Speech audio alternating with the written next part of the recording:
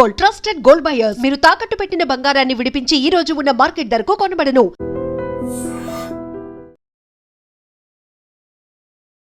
నమస్తే, welcome to I dream. నేను వలి. Mamata out.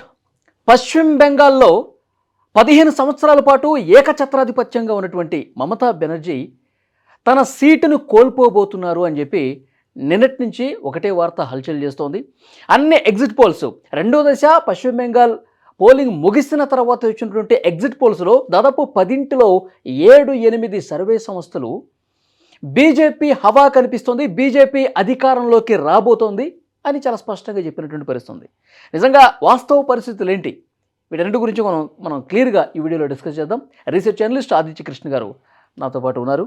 నమస్తే అండి. నమస్తే ఆదిత్య కృష్ణ గారు, నేను ఎగ్జిట్ పోల్స్ చూసే ఉంటారు మీరు. చాలా చోట్ల కూడా చాలా సర్వే సంస్థలు, మీడియా సంస్థలన్నీ కూడా మారబోతోంది అక్కడ ప్రభుత్వం, బీజేపీ ఈసారి రాబోతుందని కూడా చాలా క్లియర్గా చెప్పాయి. జస్ట్ 1-2 ఆ సంస్థలు మాత్రమే మళ్ళీ మమతా బెనర్జీకి అవకాశం ఉందని చెప్తా ఉన్నారు. సరే అండి, గ్రౌండ్లో ఏంటి, బీజేపీకి కలిసి వచ్చిన అంశాలు ఏంటి, అసలు నిజంగా బీజేపీకి అంత పాజిటివ్నెస్ ఉందా, ఏం చెప్తారు మీరు? అంటే జనరల్గా ఎగ్జిట్ పోల్ ఏదున్నా కూడా కొంచెం అది కూడా పించ్ ఆఫ్ సాల్ట్తో చూడాలి. డెఫినెట్గా బీజేపీకి ఎప్పుడు లేనంత అడ్వాంటేజ్ అయితే ఈసారి వచ్చింది, రైట్? సో డెఫినెట్గా ఒకటి ఎస్ఐఆర్ అనేది హెల్ప్ అవుతుంది. యాంటీ ఇన్కంబెన్సీ ఉంది, మమతా బెనర్జీకి 3 టర్మ్స్ ఇచ్చారు. అవును. సో ఆల్రెడీ కొంచెం యాంటీ ఇన్కంబెన్సీ అనేది ఉంటుంది. దానిపైన మనకు తెలిసిన అన్ఎంప్లాయ్మెంట్ రిలేటెడ్ బాగా స్ట్రాంగ్గా ఉంది. తర్వాత బంగ్లాదేశ్ నుంచి ఇన్ఫిల్ట్రేషన్ గురించి చాలా గట్టిగా పట్టుకున్నారు. సో ఇవన్నీ ఎనీవే జరుగుతున్నాయి. సో న్యాచురల్గా బీజేపీ కొంచెం అప్పర్ ఎడ్జ్ అనేది ఉంది. కానీ ఇప్పుడు ఎగ్జిట్ పోల్స్ ఏమంటున్నాయంటే బీజేపీకి ఈజీలీ అంటే 148 ఇస్ ద మార్క్. 148 వస్తే సింపుల్ మెజారిటీ వస్తుంది, గవర్నమెంట్ ఫామ్ చేయొచ్చు. సో ఎగ్జిట్ పోల్స్ మెజారిటీ చెప్పేది ఏంటంటే 120-130 పైన అయితే అందరూ అదే చెప్తున్నారు స్టార్టింగ్గా. 140 నుంచి మేబీ 170-180 దాకా కూడా బీజేపీ ఉండొచ్చు అన్నట్టు అంటున్నారు. At the same time TMC కూడా it is not very weak లాగ్ కాదు. అది టీఎంసీ కూడా వాళ్ళు చూపించేది అంటే ఎవరు అధికారంలోకి వచ్చినా జస్ట్ నామం మాత్రం వస్తారు, చాలా ఒక బ్రిడ్జ్ లాగా ఉంటుంది అని అంటారు. కానీ ఒక విషయం అంటే మనకి 2021లో కూడా దాదాపుగా అట్లాగే చెప్పారు. 2021లో కూడా కొంతమంది బీజేపీ అన్నారు, ఎక్కువ శాతం టీఎంసీ అని అన్నారు. అన్న వాళ్ళు కూడా ఏంటి కొంచెం నెక్ టు నెక్ అని అన్నారు. కానీ ఎండ్ ఆఫ్ ద డే ఏమైంది, ఈ పర్సెంటేజ్ 1%, 2% మారిపోయినా కూడా ఎగ్జిట్ పోల్స్ క్యాలిక్యులేషన్ అంతా మారిపోతుంది. సో లాస్ట్ టైం కూడా ఇట్లాగే నెక్ టు నెక్ అన్నారు. కానీ ఎండ్ ఆఫ్ ద డే చూస్తే మనకి టీఎంసీకి 210+ వచ్చేసింది, బీజేపీ 77-78 సీట్స్ దగ్గర ఆగిపోయింది. సో ఎసెన్షియలీ ఈసారి మనం ఇది చూస్తే ఏమవుతుందంటే, ఇప్పుడు మళ్ళీ ఇంకోటి, ఇది మనం పార్లమెంటరీ అప్పుడు కూడా చూడాలి. పార్లమెంటరీ జరిగినప్పుడు, లోక్సభ జరిగినప్పుడు కూడా దాదాపుగా 400 పార్ అనేది ఒక పొలిటికల్ నరేటివ్గా వెళ్ళింది. 300 పైన చాలా మంది అనుకున్నారు, 300-350 పైన చాలా మంది అనుకున్నారు. But end of the day మనం చూస్తే కొంచెం తగ్గింది, 235. సో ఎగ్జిట్ పోల్స్ కూడా మనం కొంచెం ఆలోచించి కొంచెం జాగ్రత్త కన్సిడర్ ఎందుకు చేయాలంటే, ఒక విషయం ఏంటంటే వాళ్ళ శాంపుల్ సైజ్ ఉంటుంది, ఒక డేటా సైజ్ ఉంటుంది. ఆ శాంపుల్ సైజ్లో వాళ్ళు ఎవరిని వాళ్ళు అడుగుతున్నారు దాని బేసిస్ మీద వస్తుంది. అందుకని మీరు అన్నట్టే 10లో ఒక 6-7 బీజేపీ అని చెప్పినా కూడా ఒక 3-4 వచ్చేసరికి కాదు ఇంకా టీఎంసీ అన్నట్టే అంటున్నారు. సో May 4th తెలుస్తుంది. ఇప్పుడు దానిపైన ఒక యాడ్ ఆన్ మనకి నిన్న 77 కంప్లైంట్స్ వెళ్ళాయి అంటున్నారు. ముఖ్యంగా ఈ సౌత్ 24 పరగనాస్ రీజన్ లోనే దట్ ఈవీఎం ట్యాంపరింగ్ యాక్చువల్ గా జరిగిందని. దట్ ట్యాంపరింగ్ అంటే టెక్నికల్ గా కాదు, కానీ దానిపైన బీజేపీ ఉన్న చోట స్టిక్కర్లు పెట్టేయటం, బ్లాక్ కలర్ టేప్స్ పెట్టేయటం, నొక్కడానికి లేకుండా ఇవన్నీ పెట్టారని వస్తున్నాయి. సో దానివల్ల ఇప్పుడు ఇవాళ రేపట్లో డిసైడ్ అవుతుంది May 2nd కల్లా ఎన్ని బూత్స్ అని మళ్ళీ రీపోలింగ్ చేస్తారనేది. అది చేయడం వల్ల సిగ్నిఫికెంట్ ఇంపాక్ట్ కాదు, కానీ ఒక 2-3 సీట్లు ఇటు అయ్యే అవకాశాలు ఉంటాయి. సార్, పశ్చిమ బెంగాల్లో గ్రౌండ్లో అంటే గతంలో ఎప్పుడూ కూడా భారతీయ జనతా పార్టీ ఇంత సీరియస్గా చూసుకొని ఇంత స్ట్రాంగ్ ఫైట్ అనేది లేదు. గతంలో లాస్ట్ అసెంబ్లీ ఎలక్షన్స్లో కూడా ఫైట్ ఇచ్చింది, కానీ ఈసారి చేసినంత కాన్సన్ట్రేషన్ గతంలో ఏ రాష్ట్రంలో కూడా భారతీయ జనతా పార్టీ చేయలేదని ఒక చర్చ చాలా బలంగా ఉంది. ఎట్టి పరిస్థితుల్లో దీన్ని ఓడించాలని చెప్పి అదే మైండ్లో పెట్టుకున్నారు. అంతే స్ట్రాంగ్గా ఫైట్ కూడా చేశారు. అయితే బీజేపీకి ఈసారి బాగా కలిసి వచ్చినటువంటి అంశాలు ఏమున్నాయి? అధికారంలోకి నిజంగా వస్తుంది అనుకుంటే బాగా ఏ విషయాలు కలిసి వచ్చినాయి అంటారు? నిజం చెప్పాలంటే ఈసారి అక్కడ బెంగాల్లో ఎప్పటి నుంచో ప్రాబ్లమ్స్ ఉన్నాయి, ఎప్పటి విషయం కాదు. 90sలో టాప్ 3లో ఉండే స్టేట్ ఇప్పుడు 24th దిగింది. ఇప్పుడు మీరు యూపీఐ ట్రాన్సాక్షన్స్ చూసినా కూడా బీహార్ కంటే కొంచెం బెటర్. అంటే ఆల్మోస్ట్ ఇప్పుడు మనకి ఉన్న స్టేట్స్ అన్నింటిలో లోవెస్ట్లో ఉంది వెస్ట్ బెంగాల్లో డిజిటల్ పెనిట్రేషన్. ఇవంతా కూడా ఇంతకు ముందు అందరికీ తెలుసు, కానీ సైలెంట్గా ఉండేది. ఇప్పుడు ఏంటంటే పబ్లిక్లోకి బాగా బయటకు వస్తుంది, అందరికీ తెలుస్తుంది అన్ఎంప్లాయ్మెంట్ ఉంది, జాబ్స్ లేవు, జాబ్స్ కోసం బయటకు వెళ్ళాల్సి వస్తుంది. అంతెందుకు బంగ్లాదేశీ వాళ్ళు అక్కడికి వెళ్ళినా కూడా వాళ్ళకు కూడా జాబ్స్ దొరక వాళ్ళు రెస్ట్ ఆఫ్ ఇండియాలో విస్తరించిపోతున్నారు బంగ్లాదేశీ వాళ్ళు. సో అన్ఎంప్లాయ్మెంట్ చాలా ఎవిడెంట్గా ఉంది. ఈమె మీద ఇది యాంటీ ఇన్కంబెన్సీ డెఫినెట్గా ఉంది. దానిపై ఇప్పుడు ఆర్జీ కర్ జరిగింది ఒక ఇన్సిడెంట్, సందేశ్ ఖాళీ షాజహాన్ కేసు జరిగింది. ఇవన్నీ బాగా మొమెంటం వచ్చింది, పబ్లిక్ లో బాగా మొమెంటం వచ్చి అందరికి అవేర్నెస్ వచ్చింది. ఇప్పుడు జనరల్గా ఏంటి లోకల్ గా జరిగే వైలెన్స్, ఇప్పుడు ఢిల్లీ కాకుండా ఢిల్లీని ఎక్సెప్షన్ గా పెట్టుకుంటే ప్రతి స్టేట్లో జరిగే వైలెన్స్, క్రైమ్స్ ఇవన్నీ సౌత్ దాకా అంత చేరదు. కానీ మీరు చూస్తే షేక్ షాజహాన్ కేసు, సందేశ్ ఖాళీ, లేకపోతే ఇప్పుడు ఆర్జికర్ మెడికల్లో జరిగిన ఆ రేప్ అండ్ మర్డర్ కేసు, ఇవన్నీ మన దాకా తెలిసింది, అక్రాస్ భారత్ తెలిసింది అది. అవును. సో ఇదొక కీ ఆస్పెక్ట్. ఇంకొక ఆస్పెక్ట్ మీరు చూడాల్సింది, బీజేపీ కూడా అంత పట్టుదలగా ఎందుకంటే ఈసారి అవకాశం బాగుంది. అంతకంటే ఇంపార్టెంట్ ఒక విషయం ఉంది ఏంటంటే, ఇప్పుడు it's matter of national security. Bangladesh infiltrants ఉన్నారు, దానిపైన మనకి పాకిస్తాన్ లో కూడా ఈయన ఈ ఖ్వాజా ఆసిఫ్ ఆయన ఒక మాట అన్నారు, వాళ్ళ defence minister, that next time మేము టార్గెట్ చేసి సీదా కోల్కతాని కొడతామని ఒక మాట అంటున్నారు. ఇంకోటి ఆసిమ్ మునీర్ కూడా వాళ్ళ చీఫ్ ఆఫ్ ఆర్మీ స్టాఫ్ ఏమంటున్నారు, మేము ఇటు నుంచి కాదు ఈస్ట్ నుంచి భారత్ ని అటాక్ చేస్తామంటున్నారు. సో ఆల్ ఇండికేషన్స్ ఏంటి, బంగ్లాదేశ్ నుంచి ఫుల్ ఆన్ ప్రెషర్ పెట్టే ప్రయత్నాల్లో ఉంటుంది పాకిస్తాన్ అని తెలుసు. ఓకే. సో బీజేపీ అనే కాదు, నేషనల్ లెవెల్లో ఏ పార్టీ ఒక భారత్ గురించి, భారత్ మంచి గురించి, హితం గురించి ఆలోచించే వాళ్ళు ఉంటే వాళ్ళకి now Bengal is a very very important state. ఎందుకంటే అదొక వెరీ వల్నరబుల్ జోన్ లాగా తయారవుతుంది మనకి నార్త్ ఈస్ట్. మణిపూర్ కూడా తెలిసిందే, చాలా ఇష్యూస్ జరుగుతున్నాయి అక్కడ. సో ఆ నార్త్ ఈస్ట్ బాగా ప్రొటెక్ట్ చేసే అవసరం అనేది ఉంది. సో దానివల్ల బీజేపీకి 2 fold. ఒకటి పొలిటికల్ గా it's the right time to hit, right time to go full on. అందుకని మోదీజీ కూడా వెళ్ళారు, మనం చూస్తే ఆదిత్యనాథ్ జీ కూడా వెళ్ళారు, రాజ్నాథ్ సింగ్ జీ కూడా వెళ్ళారు. వాళ్ళందరూ కూడా వెళ్ళి లా ఎన్ఫోర్స్మెంట్ గురించి, అక్కడ ఉన్న క్రిమినల్ గ్యాంగ్స్ గురించి, కరప్షన్ గురించి బాగా రేజ్ చేశారు. కానీ అంత ఆ రౌడీ రాజ్యం అనేది అంత వేళ్ళూరుకుని పోయిందా పశ్చిమ బెంగాల్? డెఫినెట్ గా తెలిసిందే కదా, 2021 లో కూడా మనం చూసిందే. 2021 లో ఎలక్షన్స్ అవ్వక ముందర కొంతమంది మీద దాడులు అయ్యాయి. ఎలక్షన్స్ జరిగే టైంలో ఎవరెవరు అగేన్స్ట్ టీఎంసీ ఓట్ చేస్తారో వాళ్ళ మీద దాడి జరిగాయి. ఎలక్షన్స్ తర్వాత వీడియోలు కూడా చూసాం, ఇట్లా హిందువులు చాలా మంది పారిపోవడం. హిందువులు కాకపోయినా వేరే రిలీజన్స్ అయినా కూడా, ముస్లిమ్స్ అయినా కూడా కొంచెం ప్రో బీజేపీకి ఉన్నారంటే తరిమి వాళ్ళని కొట్టడం, కొంతమంది చంపేటాలు, ఇవన్నీ జరిగే వీడియోస్ పబ్లిక్ లోకి వచ్చినది. ఇప్పుడు అది పక్కన పెడతాం, మర్చిపోయి ఇప్పుడు వచ్చినా కూడా మీరు చూస్తే ఓపెన్ గా నిన్నో మొన్న అభిషేక్ బెనర్జీ అన్న మాటలు, దట్ May 4th తర్వాత చూద్దాం ఎవరు కాపాడతారు మిమ్మల్ని చూద్దాం అని ఒక మాట పబ్లిక్ ర్యాలీలో అన్న మాట. ఢిల్లీ నుంచి ఎవరు వచ్చి మమ్మల్ని కాపాడతారు చూస్తామన్నారు. ఇంకోటి జహాంగీర్ ఖాన్ వాళ్ళు, వీళ్ళందరూ కూడా ఇప్పుడు అక్కడ ఉన్న Ajay Pal Sharma, ECI police observer, IPS officer, ఆయన కూడా బెదిరింపులు, నిన్ను యూపీ నుంచి లాక్కొచ్చి మరీ చూపిస్తాం మీకేంటో, ఆయనకి బెదిరింపులు చేశారు, ఆయనకి బెదిరింపులు కూడా చేస్తున్నారు. సో ఇన్ఫాక్ట్ ఆయన పెట్టినప్పుడు వాళ్ళు మండిపడ్డారు. కానీ end of the day Ajay Pal Sharma ఏ కాన్స్టిట్యుయెన్సీలో చేస్తున్నారో అక్కడే 77 కంప్లైంట్స్ వచ్చాయి ఈవీఎం ట్యాంపరింగ్. అంటే ఆల్రెడీ అక్కడ చాలా ప్రాబ్లమాటిక్ ఉందని తెలిసిన విషయమే. ఓకే. సో ఇక్కడ it's already pot boil, it's already very problematic. Law and order down ఉంది, ఎకానమీ డౌన్ ఉంది. So but end of the day ఏంటంటే వీళ్ళది ఒక బెంగాలీ ఐడెంటిటీ ఛాలెంజ్ అవుతుంది అనేది పట్టుకుంటారు వాళ్ళు ఎండ్ ఆఫ్ ద డే. కానీ దీనికి ఆఫ్ కోర్స్ వీళ్ళు కూడా ఏమంటారు, end of the day me CM కూడా ఏది బెంగాలీ వాడే అవుతాడు, మేమేం ఢిల్లీ నుంచి వచ్చి రాజ్యం చేయమని చెప్పి వీళ్ళు అంటున్నారు. సో అందుకని ఈ క్వశ్చన్ మార్క్ అనేది ఇక్కడ it's a very important thing. ఎందుకంటే వెస్ట్ బెంగాల్ ఏంటంటే వాళ్ళు అంత యాంటీ ఇన్కంబెన్సీ ప్రోగా ఉండరు. వాళ్ళు ఎట్లా ఉంటారంటే, ఇప్పుడు కమ్యూనిస్ట్ పార్టీకి 33 సంవత్సరాలు కమ్యూనిస్ట్ వాళ్ళకి ఇచ్చేసారు. అవును, ఇచ్చి వదిలేశారు, అట్లా మార్పే లేదు. ఈమె వచ్చిన తర్వాత 2011 నుంచి మళ్ళీ మారింది. వరుసగా 3 సార్లు హ్యాట్రిక్ వచ్చింది. అది కూడా ఆల్మోస్ట్ క్లీన్ స్వీప్ మెజారిటీస్ లాగా వచ్చింది. ఎప్పుడు హంగు లేదు, ఏమీ లేదు ఆమెకి. రైట్. సో ఈసారి ఇప్పుడు బీజేపీ వచ్చినా కూడా ఒకటి మనం ఖచ్చితంగా ఏం చెప్పొచ్చు, బీజేపీ వచ్చినా కూడా సేమ్ అదే psyche, West Bengal psyche of 2-3 terms కంటిన్యూస్ గా ఇచ్చే అవకాశాలు ఉంటాయి బీజేపీ వస్తే. అది వస్తే మాత్రం ఒకటి నేషనల్ సెక్యూరిటీ, నేషనల్ ఇంటిగ్రిటీలో డెఫినెట్ గా బీజేపీ మీద స్టేట్నే కాదు కానీ నేషనల్ ప్రొటెక్షన్, నేషనల్ ఇంటిగ్రిటీ కూడా వెస్ట్ బెంగాల్ వాడుకొని చేయాలి. ఇప్పుడు అస్సాంలో ఆల్రెడీ చేస్తున్నారు. అస్సాంలో చాలా మంది ఇన్ఫిల్ట్రేటర్స్ బయట పంపించేశారు. అస్సాంలో చాలా తగడాగా చేస్తున్నారు. సో అది ఈ ఇద్దరిలో ఎవరిది జరుగుతుంది, ఎగ్జిట్ పోల్ ని ఎంత వరకు నమ్మాలనేది కూడా మనకి ఇప్పుడు ఇక్కడ పశ్చిమ బెంగాల్ ప్రజలు ఎందుకని ఒక్కసారి అధికారం ఇచ్చిన తర్వాత వాళ్ళకే పదే ఇస్తూ ఉంటారు అంటే వాళ్ళ మైండ్ సెట్ ఏంటి? ఎక్కువ కాలం ఒకళ్ళు ఉంటే మనకు అభివృద్ధి జరుగుతుంది నమ్ముతారా, లేకపోతే ఒకసారి వచ్చిన వాళ్ళు ఇంకా బాగా ఓన్ చేసుకుంటారా ఏంటి? అక్కడ పీపుల్ మైండ్ సెట్ ఎలా ఉంటుంది? సో ఒకటి మనకి ఏం తెలుసు అంటే, ఇంతకు ముందు ఒకటి మీరు ఎప్పుడు చూసినా వెస్ట్ బెంగాల్కి ఇంటెలెక్చువల్ హబ్ లాగానే ఉండేది, ఎప్పటి నుంచో ఇంటెలెక్చువల్ హబ్ గానే ఒకటి ఉండేది. రెండోది ఏంటంటే అక్కడ కమ్యూనిటీస్ కూడా it's a very strong Muslim community. In fact it so strong that అక్కడ నుంచి బంగ్లాదేశ్ లాగా కూడా సెపరేట్ అయ్యారు, మిగతా వాళ్ళు కొంతమంది ఉన్నారు. So that is anyway there.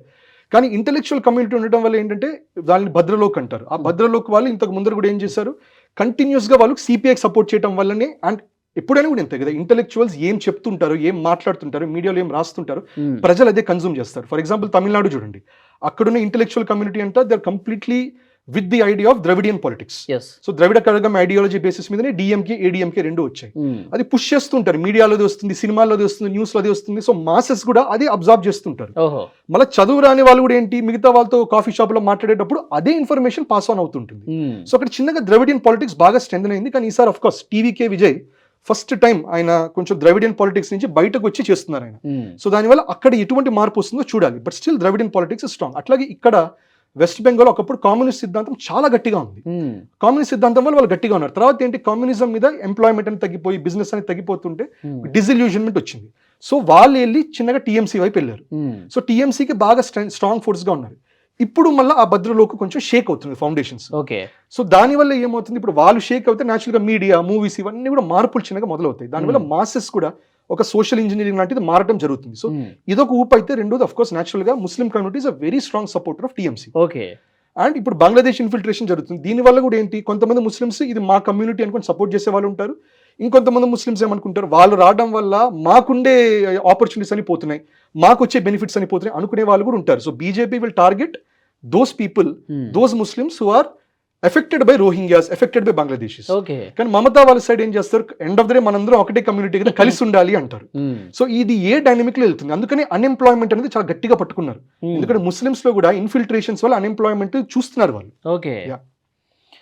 అయితే ఇప్పుడు 3 దఫాలుగా మమతా బెనర్జీ అధికారంలో ఉన్నారు, ముఖ్యమంత్రిగా ఉన్నారు. అయితే 3 సార్లు ఉన్నప్పటికీ 15 ఏళ్ల పాటు ఉన్నప్పటికీ కూడా భారతీయ జనతా పార్టీకి ఆమె సీటు కదిలించడం ఎందుకు కష్టం అవుతుంది? కేంద్రంలో కూడా 3 సార్లు భారతీయ జనతా పార్టీ అధికారంలో ఉంది. ప్రధానమంత్రి మోదీ గారు 3 సార్లు ఉన్నారు. మరి ఈ బెంగాల్ని హస్తగతం చేసుకోవడానికి మిగతా రాష్ట్రాల్లో చాలా ఈజీగా వాళ్ళకు వచ్చేస్తుంది. కానీ పశ్చిమ బెంగాల్లో ఎందుకు ఇంత కష్టపడాల్సినటువంటి పరిస్థితి వచ్చిందంటారు? అంటే బీజేపీ మీద జనరల్ గా అట్లీస్ట్ వెస్ట్ బెంగాల్ దగ్గర వచ్చిన ఒక విమర్శ ఏంటంటే, అక్కడ ఒక స్ట్రాంగ్ ఫేస్, స్ట్రాంగ్ కంటెండర్ లేదనేది ఉండేది. ఇప్పుడు ఈసారి కూడా అదే అంటున్నారు. ఈసారి కూడా వాళ్ళు సువేందు అధికారిని ఫుల్ ఆన్ ఆయన అన్నట్టు డిక్లరేషన్ లాగా కూడా లేదు, but we know he's there as a strong person. So ఆయన గెలిచారు కదా మమతా మీద. కరెక్ట్. సో కానీ ఎండ్ ఆఫ్ ద డే ఏంటంటే ఆయన ఉన్నా కూడా ఒక స్వే లాంటిది లేదు. ఇన్ఫాక్ట్ అటువంటి విమర్శలు మనం తెలంగాణలో కూడా వింటాం. దట్ తెలంగాణలో we have very strong stalwarts of BJP ఇక్కడ. కానీ ఇంకొక యూనిలేటర్ ఒక సింగులర్ ఫేస్ అనేది చూపించమంటే అది కష్టం అవుతుంది. సో దీనికి ఒకటి ఏంటంటే బీజేపీ ఇంటర్నల్ డైనమిక్స్ కూడా ఈజీగా అట్లా ఒకరిని ఎలివేట్ చేయదు. కానీ ప్రజలు ఎట్లా ఉంటారంటే, భారత్లో చాలా మంది ప్రజలు కూడా వాళ్ళకి ఒక ఐడల్ కావాలి. ఒక ఐడల్ని అంటే ఇప్పుడు let's say constitution of India ఉంటుంది. కాన్స్టిట్యూషన్ ఆఫ్ ఇండియా ఒక ఎంటర్ ప్యానెల్ చేసింది. But end of the day whoever is the chairman of the panel, అతనికి చాలా వాల్యూ వస్తుంది. Of course and he's done incredible contributions, Ambedkar ji. But still ఆ ఒక single personality centric గా వెళ్తుంది మనకి పొలిటిక్స్ అయినా ఏదైనా కూడా. అందుకని ఇప్పుడు సినిమా యాక్టర్స్ రావడం ఎందుకు, సినిమా యాక్టర్స్ ఆల్రెడీ ఒక పర్సనాలిటీ ఉంటుంది, దానివల్ల ఓట్స్ వస్తాయి వాళ్ళకి. సో ఇక్కడ ఏంటి, మమతా బెనర్జీ టీఎంసీ, ఇప్పుడు టీఎంసీ అంటే మమతా బెనర్జీ అనిస్తున్నాం. కానీ వెస్ట్ బెంగాల్ బీజేపీ అంటే ఎవరంటాం, కాంగ్రెస్ అంటే ఎవరంటాం, ఈజీగా పేర్లు రావు మనకి. సో అదొక స్ట్రాంగ్ ఫ్యాక్టర్. మైనసా ప్లస్ భారతీయ జనతా పార్టీకి? భారతీయ జనతా పార్టీకి organisational it is a plus. ఎందుకంటే దానివల్ల కొత్త వాళ్ళు ఎదిగే అవకాశాలు ఉంటాయి. It is not centred around personality. కానీ పొలిటికల్ గా అది కొంచెం ఛాలెంజ్ అవుతుంది. ఎందుకంటే పొలిటికల్ గా ఎందుకంటే అధికారంలోకి వస్తే మమతా బెనర్జీ అని చెప్పి చాలా క్లియర్ గా ప్రతి ఒక్కరికి, దేశవ్యాప్తంగా ప్రతి ఒక్కరికి అర్థమైపోతుంది. Correct. So Bharatiya Janata party అధికారంలోకి వస్తే ఎవరు ముఖ్యమంత్రి చైర్లో కూర్చుంటారు, ఎవరు మనల్ని పరిపాలిస్తారు, అది ఆ స్ట్రాంగ్ ఫిగర్ అనేది అది ఎండ్ ఆఫ్ ద డే లా కూడా ఉండదు. ఎందుకంటే మనకి తెలంగాణలో చూస్తే మోదీజీ వచ్చినప్పుడు ఆయన ఏమన్నారంటే, ఈసారి మీకు బ్యాక్వర్డ్ కాస్ట్ నుంచే మీకు ఒక సీఎం అవుతారని చెప్పారు. కానీ ఆ పాయింట్ ఆఫ్ టైం బీజేపీ 2 ఉన్నారు stalwarts of BJP from the BC. So ఎవరో పేరు అని డిక్లేర్ చేయాల, అట్లా చెప్పు ఉంచారు. ఇన్ఫాక్ట్ మీరు చూస్తే మధ్యప్రదేశ్ అది మైనస్. ఎందుకంటే ఇక్కడ పొలిటికలీ స్పీకింగ్ ఏంటంటే వాళ్ళకి పర్సనాలిటీ డ్రివెన్ పాలిటిక్స్ కాదు. సో అక్కడ మైనస్. కానీ జనాలకి ఏం సెల్ చేస్తున్నారు, మీరు కాజ్ కోసం చూడండి, మీరు డెవలప్మెంట్ కోసం చూడండి, లేకపోతే మీకు ఏంటి మీ కాజ్, ఆ కాజ్ బేసిస్ మీద ఫైట్ చేయండి అని చెప్పి ఆ ఉద్దేశంతో నడుస్తున్నది. అట్లా చూస్తే ఇన్ వే కేసీఆర్, కాంగ్రెస్ అంటే రేవంత్ రెడ్డి అట్లా వచ్చేస్తుంది. కానీ వీళ్ళు బీజేపీ ఆ స్ట్రక్చర్ అది కాదు. ఇప్పుడు మోహన్ యాదవ్ అని వచ్చారు ఆయన అక్కడ, లేకపోతే భజన్ లాల్ శర్మ రాజస్థాన్ లో వచ్చారు. ఈ పేర్లు ముందర తెలుసా మనకి? తెలియదు. వాళ్ళు సీఎంలు అయిన తర్వాత ఓహో వాళ్ళు కంటెస్ట్ చేశారా బీజేపీలో, తర్వాత వచ్చింది. సో బీజేపీకి పార్టీ సిద్ధాంతం ideology driven, it is completely ideology driven. And BJP కూడా యూనిటరీగా చేయదు. బీజేపీ ఇంటర్నల్ ఒకవేళ వస్తే ఎవరవుతారు, సువేంద్ర అధికారా లేకపోతే ఇంకెవరన్నా చెప్పలేము. ఆయన ఉంటారు, కైలాష్ విజయ్ వర్గీయ ఉంటారు, లేకపోతే వేరే డైనమిక్స్ రావచ్చు. ఎటువంటి డైనమిక్స్ వస్తాయో మనం చెప్పలేము. అందుకని బీజేపీ కూడా ఓపెన్ గా అయితే డిక్లేర్ చేయదు. టిల్ యోగీజీ సీఎం, యోగీజీ అని చాలా మంది అనుకుంటారు, కానీ ఆయన కాదు చెప్పలేని పరిస్థితి. ఇప్పుడు అంతెందుకు, ఇప్పుడు బీజేపీ చీఫ్ ఆఫ్ బీజేపీ కూడా ఎవరవుతారనే కన్ఫ్యూజన్ లో రకరకాల పేర్లు వచ్చాయి. But end of the day Nitin Nabin చేశారు. ఆ పేరు ఎవరు గ్రహించాలి, ఆ పేరు ఎక్కడ న్యూస్ లో రాలా. ప్రెసిడెంట్ ఆఫ్ ఇండియా కూడా అంతే కదా, రామ్నాథ్ కోవింద్ జీ పేరు లేకపోతే ద్రౌపది ముర్ము జీ పేరు మనకి ముందర తెలియదు ఇది. So BJP style of operation అది, that you come, you vote for the cause, you vote for change మేము పట్టుకొస్తాం, మంచి మనిషిని మేము పెడతాం. సో ఇది ఉంటుంది. సో ఇది ఛాలెంజ్ ఇది. కానీ అట్లీస్ట్ వాళ్ళకు పొలిటికల్ సిద్ధాంతంగా అది బ్రేక్ చేయదలుచుకోవట్లేదు బీజేపీ, విచ్ ఇస్ గుడ్. దానికి మనం దాన్ని we should commend it. Okay. So Mamata out question mark కూడా మీరు క్లియర్గా అబ్జర్వ్ చేయొచ్చు. సో చాలా మంది భారతీయ జనతా పార్టీ వచ్చేస్తుంది అని చెప్తున్నారు. So as a research analyst మీరు ఏం చెప్తారు? అక్కడ కొన్ని రోజులుగా పరిస్థితులను మీరు పరిశీలించిన మీదట నిన్న రాత్రి వచ్చినటువంటి ఎగ్జిట్ పోల్స్ను కూడా మీరు చూసిన తర్వాత మీ అంచనా ఏంటి, ఏం జరగబోతుంది?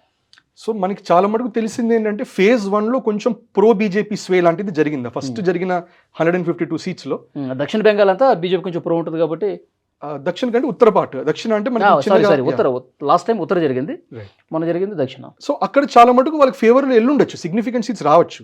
కానీ మనకి ఈ సెకండ్ ఫేజ్ లో 142 ఇంతకు ముందర వాళ్ళకి 2021లో జరిగినప్పుడు 142 సీట్స్ లో బీజేపీ అక్కడికి వచ్చింది 20 వచ్చింది, 20 కంటే ఎక్కువ రాలేదు కూడా వాళ్ళకి. రైట్, అట్లాగే ఆ ఏరియాలోనే మీకు పార్లమెంటరీ సీట్స్, దాంట్లో పార్లమెంటరీ సీట్స్ 20 ఉంటే దాంట్లో వచ్చింది 2 బీజేపీకి. So phase 2 was extremely difficult competition, అందుకని చాలా సెన్సిటివ్ గా నడిపారు. అందుకని మీరు ఎండ్ ఆఫ్ ద డే చూడండి ఓటింగ్ టర్న్అవుట్ ఫేజ్ 1లోను 92% ఉంది, ఫేజ్ 2లో 93% దాటేసింది. అందుకని మనకి యావరేజ్ ఇప్పుడు 92.8% ఓటర్ టర్న్అవుట్, అంటే పిచ్చ వెంజియన్స్ తో వచ్చే జనాలు ఓట్లు చేశారు. ఇప్పుడు మళ్ళీ కొన్ని రీఎలక్షన్స్ జరుగుతాయి, కొన్ని రీపోలింగ్ కొన్ని చోట జరుగుతుంది, అక్కడ మళ్ళీ వెళ్తారు జనాలు. రైట్, సో విత్ వెంజియన్స్ జరిగింది.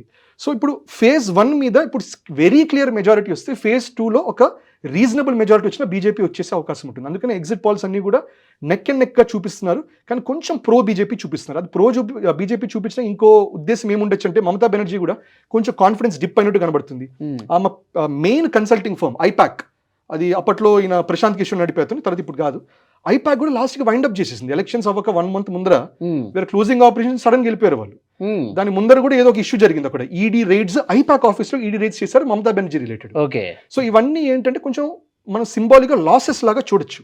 మమతా బెనర్జీ డిప్ అవటం, రహేంగేతో మీలంగా మళ్ళీ ఉంటే కలుస్తామనటం, ఐపాక్ ఆఫీస్ క్లోజ్ చేయటం, రాహుల్ గాంధీ ఈమె మీద విమర్శలు ఎత్తడం, తర్వాత ఈ జహాంగీర్ ఖాన్ వీళ్ళందరూ కొంచెం హైడింగ్ లోకి వెళ్ళడం, రైట్, తర్వాత అజయ్ పాల్ శర్మని టార్గెట్ చేయటం, మోదీ మీద టార్గెట్ కాదు అజయ్ పాల్ శర్మజీ మీద target, which is the IPS officer. So ఇవన్నీ ఏంటంటే science of a weakening governance లాగా కనబడుతుంది. అది కంప్లీట్ వీకెనింగ్ టు లూజా, లేకపోతే అది నెక్ అండ్ నెక్ వస్తుందా, లేకపోతే ఒక హంగ్ అసెంబ్లీ వచ్చి ఎండ్ ఆఫ్ ద డే మళ్ళీ కాంగ్రెస్ లెఫ్ట్ నిర్ణయిస్తారు. కాబట్టి మోస్ట్ లైక్లీ హంగ్ దాకా వెళ్ళకపోవచ్చు, ఎందుకంటే ఎప్పుడైనా కూడా కాంగ్రెస్ వామపక్షాలు అంతా నామాత్రంగా ఉందిగా వాళ్ళ పార్టిసిపేషన్ ఉంటారు. కానీ but end of the day ఏంటంటే మనకి ఇక్కడ 93% ఓట్లు వచ్చినప్పుడు అది క్లియర్ మ్యాండేట్ వైపుకి వెళ్తుంది మోస్ట్లీ. సో ఈ పోల్స్ కూడా ఎట్లా మారితే మీరు చూస్తే 2021లో 44% దాదాపుగా మనకి టీఎంసీకి వెళ్తే బీజేపీకి రఫ్లీ అంటే పోల్స్ విన్నాయి 44-42%, అంటే 1-2% తేడా. దాంట్లో నంబర్ ఆఫ్ సీట్స్ బాగా మారిపోతాయి. అవును. సో ఎందుకంటే ఫస్ట్ అంటారు కదా, సింపుల్ మెజారిటీ లాంటిది అంటారు, ఫస్ట్ పాస్ ద పోల్ అంటారు. సో దానివల్ల end of the day I feel BJP has a very good chance. కానీ ఏంటంటే మమతా బెనర్జీ కూడా అండర్ ఎస్టిమేట్ చేయడం లేదు. ఆ మమతా బెనర్జీ కంటే కూడా వాళ్ళ మేనలుడు భాయ్పో అంటారు అక్కడ, అభిషేక్ బెనర్జీ, ఆయన అసలు అండర్ ఎస్టిమేట్ చేయడానికి లేదు. By hook or crook will do something to come to power. Right, but let's see, this is the best chance for BJP. చూద్దాం సార్ ఏం జరగబోతుందో. మే 4న ఎగ్జిట్ పోల్స్ అంచనాలు నిజమవుతాయా? ఈ ఎగ్జిట్ పోల్స్ అనేవి ఎగ్జాక్ట్ పోల్స్ గా మారతాయా, లేదా ఏమన్నా మళ్ళీ మమత తన మ్యాజిక్ చూపిస్తారా? చూద్దాం. 4వ తారీఖు మళ్ళీ ఒకసారి మనం మాట్లాడదాం. Thank you very much.